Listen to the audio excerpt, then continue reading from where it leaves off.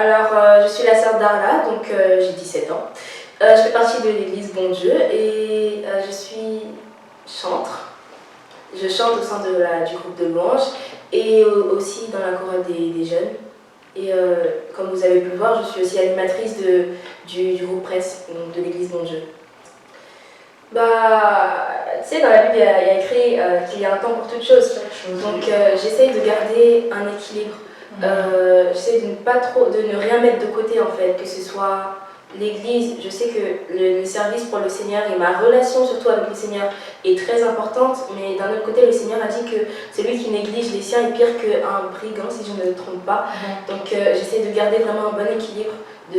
Lorsque je me consacre en fait à ma relation avec le Seigneur, bah, je le fais vraiment, et quand je révise mes cours ou autres, bah, je le fais vraiment aussi.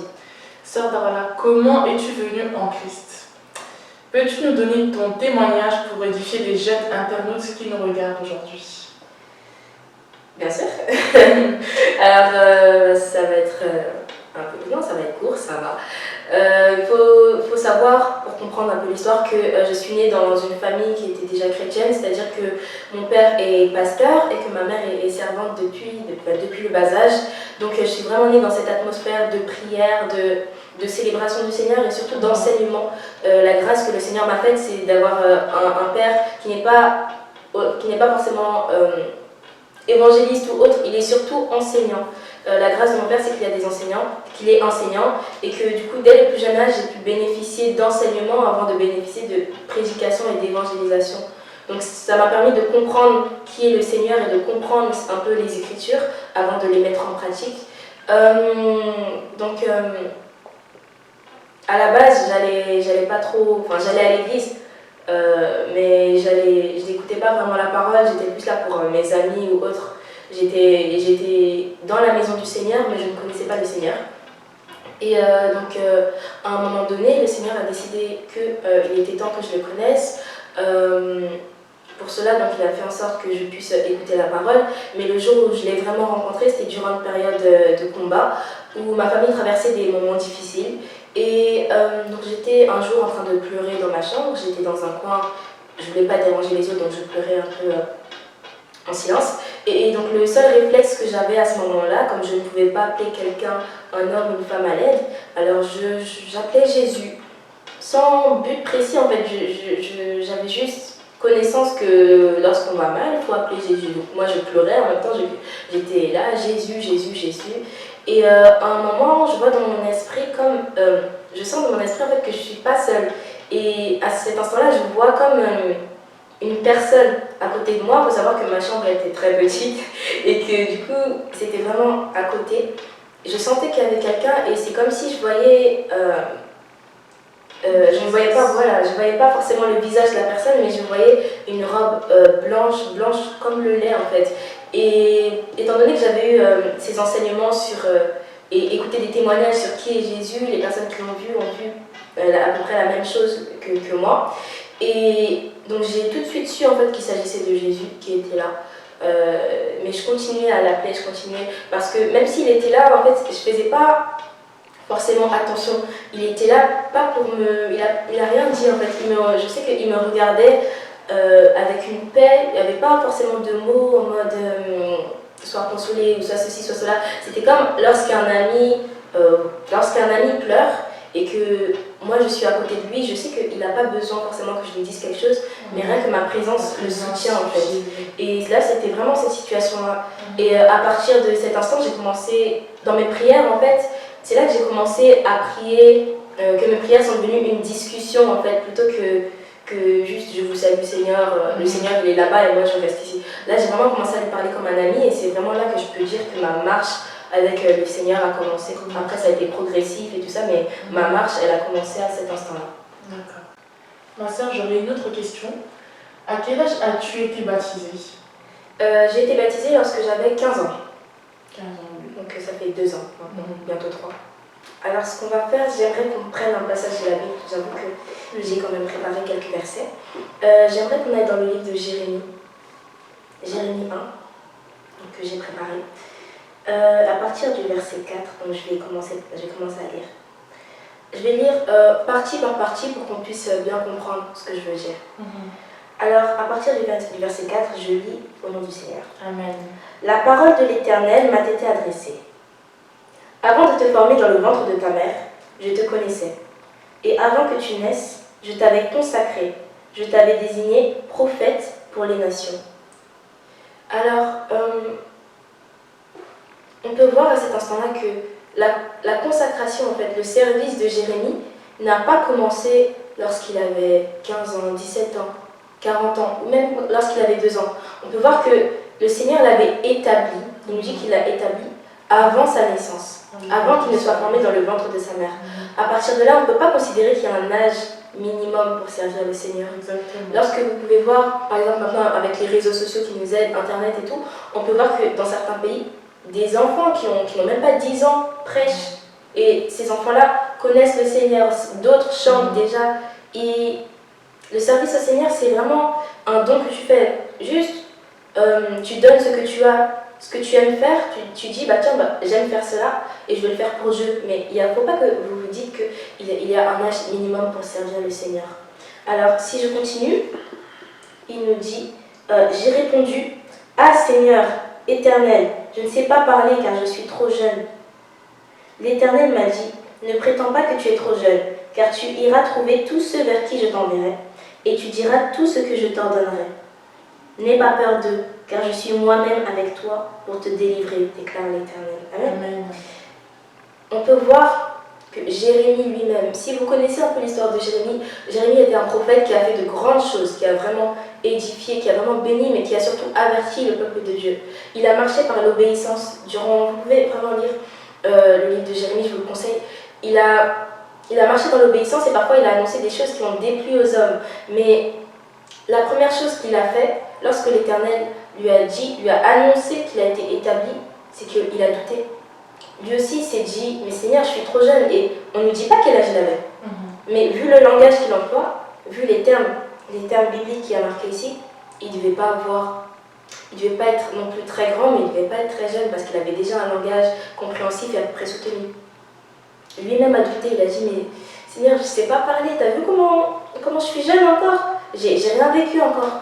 Et le Seigneur lui a dit de ne pas s'inquiéter. Pas parce que il lui donnerait la capacité de faire cela, de parler ou autre, mais il a dit, si je retraduis en mes termes, moi-même je serai à ta capacité. L'Éternel a été la capacité de Jérémie. Par l'Éternel, Jérémie, qui ne savait pas parler, a annoncé de grandes choses. Il a annoncé des bénédictions et des malédictions qui allaient arriver sur le peuple. Et on peut voir que l'Éternel l'a toujours protégé. Et c'est ce qu'il dit justement. Car je suis moi-même avec toi pour te délivrer, déclare l'Éternel. C'est ce qu'il a déclaré, c'est ce que l'Éternel a dit déjà dans cette parole. Et si vous continuez à lire, vous pourrez voir que cette parole a été accomplie. Et j'aimerais continuer, juste le verset 9. Puis l'Éternel a tendu la main et touché ma bouche avant d'ajouter « J'ai mis mes paroles dans ta bouche ». J'aimerais maintenant arriver sur un point qui est très important. Une parole qu'on m'a dite et avec laquelle je marche jusqu'à maintenant. Elle n'est pas marquée dans la Bible. C'est quelque chose qu'il faut que vous reteniez. C'est que l'Éternel n'appelle pas les qualifiés, mais il qualifie ceux qui l'appellent. Amen. C'est-à-dire que tu n'es pas obligé de naître avec... comme Jésus-Christ, lorsqu'il est né, il y a une étoile qui a guidé des mages jusqu'à lui. Il y a un roi qui s'est levé pour dire « Non, lui, cet enfant-là, il faut le tuer ». Mais vous n'êtes pas obligé de naître spécial pour le devenir, en fait. Ce que l'Éternel veut de vous, c'est lui qui le fera. S'il veut que vous deveniez chantre, même si, croyez-moi, si vous chantez mal, vous allez quand même devenir chantre parce que ça ne viendra pas de vous, mais ça viendra de lui. La capacité, c'est l'Éternel. Rien vient de vous, en fait. Par exemple, si je prends l'exemple du salut, Paul a dit que c'est par sa grâce, je crois que c'est Paul qui a dit ça, c'est par sa grâce que nous sommes sauvés. Tout n'est que grâce. La grâce, c'est quoi? C'est une faveur imméritée.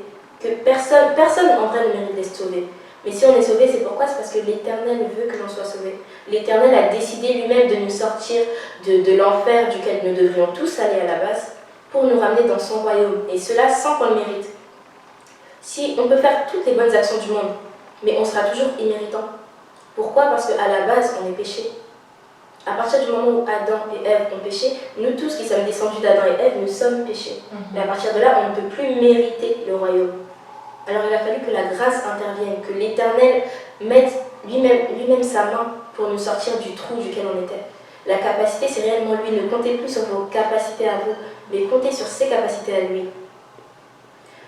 Ne dites pas que vous êtes trop jeune pour servir le Seigneur. Pourquoi? Parce que en réalité, c'est pas vous qui servez, c'est lui qui se sert lui-même. Paul a dit, ce n'est plus moi qui vis, c'est Christ qui vit en moi. Mais l'Éternel est avec vous dès votre naissance, que vous soyez chrétien, païen ou autre.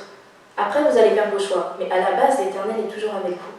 Alors, il vous donne toujours l'occasion de l'accepter, de juste le laisser faire ce qu'il veut. On n'a pas à l'orienter ou à dire, tiens, si je donne une offrande de peut-être 50 €, l'Éternel me donnera plus encore. Parce que l'offrande déjà que vous donnez, c'est lui qui vous donne la capacité de donner. Si vous pouvez travailler, si vous gagnez de l'argent, si vous avez la capacité de travailler, c'est parce que l'Éternel a mis des forces en vous. Tout simplement. Donc, si on... Là, j'avoue, je suis partie un peu loin. Mais c'est l'Éternel qui vous donne la capacité de le servir. Quel que soit votre âge, c'est pas l'âge qui compte. Si on regarde, Jésus a commencé à parler dans les synagogues, il avait 12 ans. Si vous lisez dans la Bible, il n'avait que 12 ans lorsqu'il a commencé à parler à des grandes personnes, à ceux qui étaient considérés comme sages à l'époque. Et pourtant, il l'écoutait. Il l'écoutait pourquoi? Parce que c'était pas Jésus, c'était Dieu lui-même qui parlait à travers lui. Il avait compris. Amen. J'aimerais que on prenne une autre parole. Bon, je ne vais pas la lire, on va pas la chercher directement dans la Bible parce que je l'ai. C'est très court. 1 Timothée 4, au verset 12, nous dit que personne ne méprise ta jeunesse. La suite, vous la connaissez, mais soit en modèle, en pureté, voilà. Mais j'aimerais me centrer sur que le personne ne méprise ta jeunesse. Personne, c'est qui? Dans personne, il y a les hommes, donc c'est-à-dire les autres, mais vous aussi. Le Seigneur vous dit à vous-même de ne pas vous mépriser vous-même. Mépriser, c'est quoi? Alors j'ai cherché la définition. Mépriser veut dire ne pas tenir compte, ne pas porter assez d'attention. C'est-à-dire, c'est ce que la plupart des, si vous lisez la Bible, la plupart des personnes que l'Éternel a appelées en fait, lorsque l'Éternel a appelé Jérémie, comme on a lu tout à l'heure, il a dit, mais Seigneur, je ne sais pas parler, je suis trop jeune. Lorsque Dieu a dit à Moïse, va libérer mon peuple, je t'envoie libérer mon peuple, il a dit, Seigneur, je ne sais pas parler. Mais toutes ces choses-là, c'est du mépris, c'est-à-dire on ne fait pas assez attention à ce que l'Éternel met en nous. Dans ce cas-là, ne méprise pas ta jeunesse, c'est-à-dire ne pense pas que ta jeunesse est un frein à ton avancement dans le Seigneur. Ne pense pas que ta jeunesse va t'empêcher de faire des choses. Ne pensez pas que votre naïveté, parce que lorsqu'on est jeune, on est naïf, ne pensez pas que cela va vous empêcher de faire la volonté de Dieu. Pourquoi? L'Éternel a dit, laissez venir à moi les petits-enfants, car le royaume des cieux appartient à ceux qui leur ressemblent. Le royaume des cieux, là où Jésus-Christ est roi lui-même, ce royaume-là appartient à ceux qui ressemblent à des enfants. Les enfants sont des personnes qui sont naïves, qui ne savent rien. Ils ne savent rien encore. Ils ne connaissent rien. Ils avancent simplement par instinct, ou on peut dire parfois. Les enfants avancent parfois parce qu'ils ne connaissent rien, ils n'ont rien sur quoi se baser. Et pourtant, on nous dit que le royaume des cieux appartient à ceux qui leur ressemblent.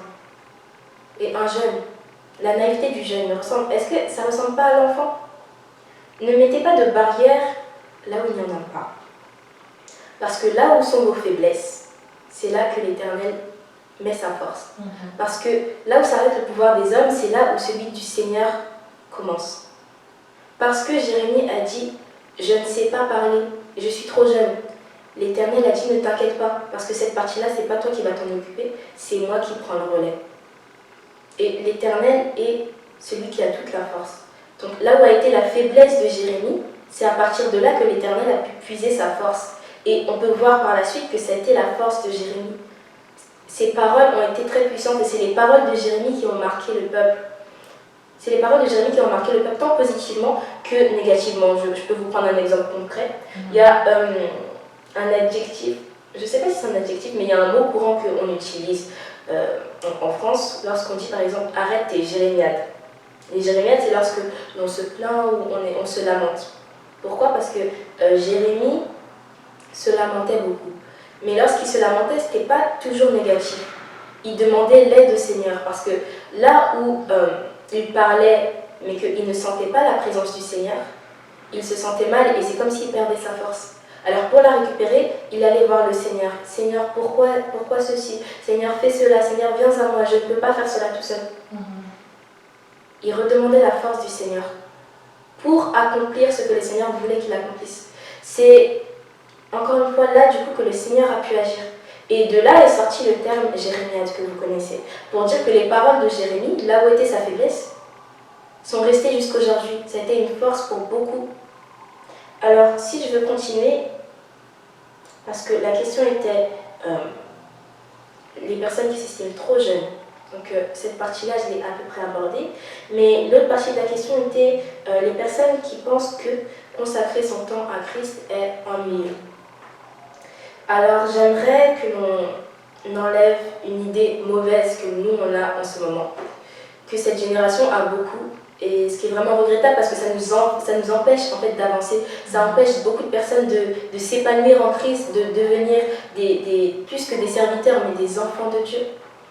Ce problème c'est lorsque l'on dit service pour le Seigneur, on pense forcément que c'est soit tu es chantre, soit tu fais un truc à l'église, tu es là dans l'audiovisuel et tout. Ça c'est un service, oui, mais il n'y a pas que ça. Dans les services, on peut voir quoi? Le service, c'est un don, quelque chose que l'on sait faire, on le met à l'utilité de quelqu'un. Je prends un exemple, une personne qui est forte en sciences. Ou non, mieux, une personne qui est forte dans les calculs, qui comprend à peu près, un peu comment gérer les choses, comment gérer les biens, comment gérer les moyens et autres. Ça, c'est une capacité que l'Éternel vous a donnée. Maintenant, si cette personne décide de prendre cette capacité qu'elle a et qu'elle se dit, moi, je vais gérer les investissements de tel serviteur, ou alors je vais gérer au plus simple, je vais gérer la trésorerie de l'église. Ça, c'est l'exemple courant. Mais j'aimerais vraiment que vous preniez conscience que le service au Seigneur, c'est pas que à l'église. Lorsque l'on rend service au Seigneur, l'Éternel, le service qu'il nous demande, c'est pas un service même, c'est la mission qu'il nous a donnée, c'est d'aller annoncer sa parole. Annoncer sa parole, comment est-ce qu'on peut annoncer la parole du Seigneur si personne ne s'intéresse à nous? Comment est-ce que les personnes autour de vous s'intéressent à vous? Moi, je prends un exemple. À l'école, ce que j'aime beaucoup, c'est les maths. J'aime beaucoup tout ce qui est maths, tout ce qui est sciences et tout ça. Et souvent, mes amis viennent me voir lorsqu'ils ont besoin d'aide et autres. Même ceux que je ne connais pas viennent me voir lorsqu'ils ont besoin d'aide, que ce soit dans les calculs, que ce soit dans la science ou en philosophie, lorsqu'ils ne comprennent pas les choses.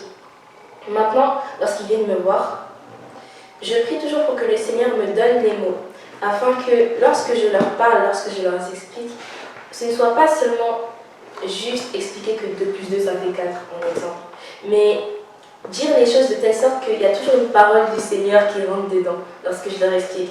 Et du coup, lorsqu'ils vont enregistrer, lorsqu'ils vont retenir ce que je dis, non seulement ils vont retenir la méthode, mais en plus de ça, il y a une parole du Seigneur qui va les suivre. Et vous savez qu'une seule parole du Seigneur peut changer votre vie. Il y a des chansons, souvent dans certains chants, on dit « Dis un mot, ma vie va changer ». Un seul mot. Alors une seule parole peut changer la vie. Et moi, c'est par ce biais-là, par exemple, que je passe, un des chemins que je prends pour apporter la parole aux autres. Et c'est une forme de service, en fait. C'est une forme de service envers Dieu, envers l'Église, envers toutes les personnes qui m'entourent. Et comment est-ce qu'un service peut devenir ennuyeux? C'est tout simplement lorsque vous ne faites pas ce que vous aimez, ou lorsque vous le faites par obligation, lorsque vous ne le faites pas de vous-même en fait. Et vous ne pouvez pas faire bien quelque chose si ça ne vient pas de vous en fait. Tout ce qui vient de... Vous savez que je peux dire quelque chose, je ne sais pas si ça va choquer ou quoi, mais l'homme est un être qui est de base égoïste, qui pense à lui. C'est-à-dire que lorsque Ève a vu le fruit, elle a dit « il a l'air bon à manger ». C'est sa pensée gustative qui a parlé. Elle s'est dit « tiens, j'aimerais goûter parce que ça a l'air bon, donc me faire du bien gustativement ». L'homme est un être qui pense naturellement à lui. Donc tout ce que vous faites avec plaisir, d'une certaine manière, c'est parce que à vous-même ça vous apporte quelque chose. lorsque vous voyez certains jeunes qui servent à l'église ou autres, lorsque vous voyez, je me prends un exemple, je fais beaucoup de choses et tout, parfois je peux trop en faire. Vous savez, on a tous besoin de Jésus, donc si un jour vous entendez que on peut faire des mauvaises choses, nous ou autres, on a tous besoin de Jésus. Donc dans ces cas-là, il ne faut pas, on va dire, juger la personne, mais c'est là que l'amour du Christ rentre en jeu. Mais ça, c'était une parenthèse. Mais pour dire que parfois, on peut en faire un peu trop. Nous-mêmes, on peut en faire un peu trop, que ce soit dans l'église ou autre. Tout à l'heure, je parlais d'équilibre. Et ce qui manque dans cette génération, c'est l'équilibre. On voit de plus en plus de personnes, soit qui sont totalement dehors, on va dire à faire n'importe quoi, et tout totalement dans l'extrême négatif, ou des personnes qui sont dans l'extrême, mais des religieux en fait, qui vont se dire, moi à l'église, je vais faire ça, je vais être chante, en même temps je vais gérer les instruments, en même temps je vais aller à l'audiovisuel, je vais faire ça. Vous savez, lorsqu'un arbre a trop de fruits, les fruits deviennent lourds et les branches se cassent. C'est un exemple, c'est pour illustrer la chose. C'est pour dire que les personnes qui font trop de choses à l'église, on va dire, ça c'est juste un exemple, parce que c'est ce qui me vient à l'esprit, c'est vous qui serez le plus rapidement fatigué. Pourquoi? Parce que vous avez peut-être la volonté, mais vous n'avez pas l'équilibre. Encore une fois, je prends la parole d'Ecclésiaste 3.1 qui dit qu'il y a un temps pour toute chose. Vous ne pouvez pas juste vous dire, moi je vais faire ça parce que ça c'est un service pour le Seigneur. Le service, c'est ce qu'il fait avec le cœur. À partir du moment où vous ne faites plus les choses avec le cœur et où vous ne faites plus les choses avec bon sens également, vous n'êtes plus dans l'équilibre et ce n'est plus un service, c'est une charge. C'est une charge. Et d'ailleurs, si vous êtes dans ce cas-là où vous savez que, je ne connais pas toutes les situations, je n'ai peut-être pas parlé de tout, mais si vous savez que ce que vous faites, si vous avez conscience que ce n'est plus un service mais c'est une charge, tu vas chanter parce qu'on te dit ouais, viens au groupe de louange et tout, viens chanter parce que c'est pour l'œuvre du Seigneur et tout. Si tu viens pas, on va te dire ah oui, donc l'œuvre du Seigneur ça t'intéresse pas quoi. Si vous savez que s'il y a des choses comme ça, ou si vous venez à l'église avec une boule au ventre parce que les gens là-bas ils parlent sur vous, ou alors vous allez pas pour adorer le Seigneur mais parce qu'il faut aller à l'église. C'est plus un service, ça n'a jamais été un service, c'est une charge. Si vous savez que vous avez une charge, il y a une parole qui dit que Jésus a dit « Venez à moi, vous tous qui êtes chargés et fatigués, je vous donnerai du repos ». Sachez que la relation que vous avez avec Dieu est plus importante que tous les services que vous pouvez lui rendre. Une personne qui va peu à l'église, mais qui passe tout son temps à forger sa relation avec le Seigneur. Du coup, autour d'elle, même lorsqu'elle ne dit rien, les personnes autour d'elle sont changées. Toi, j'aime bien ton caractère, parce que lorsque je suis avec toi, je me sens bien, tu es une personne calme, tu ne juges pas, il y a ceci, il y a cela. Vous êtes beaucoup plus dans les services que tous les chantres qui sont à l'église, que toutes les personnes qui sont à l'église, qui se passent toute leur semaine, tous les samedis, tous les vendredis, tous les mercredis à l'église. Parce que le service vient du cœur. Et